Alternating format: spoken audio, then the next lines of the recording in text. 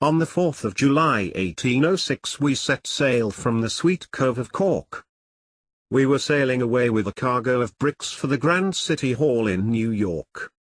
'Twas a wonderful craft, she was rigged fore and aft, and oh, how the wild wind drove her.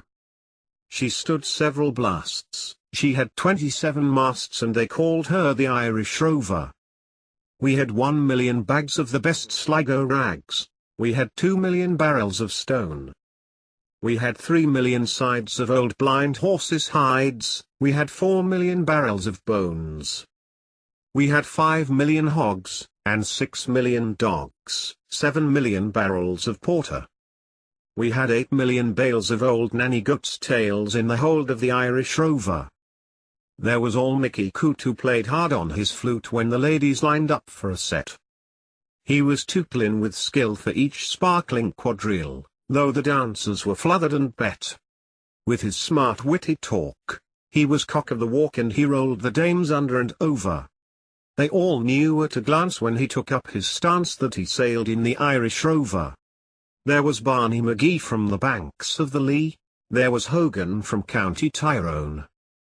There was Johnny McGurk, who was scared stiff of work, and a man from Westmeath called Malone. There was Slugger O'Toole, who was drunk as a rule and fighting Bill Treacy from Dover. And your man, Mike McCann from the banks of the Bann, was the skipper on the Irish Rover. For a sailor it's a bother of life, it's so lonesome by night and by day. When he longs for the shore and a charming young whore who will melt all his troubles away.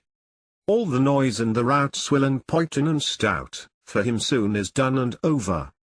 Of the love of a maid he is never afraid, that old salt from the Irish Rover.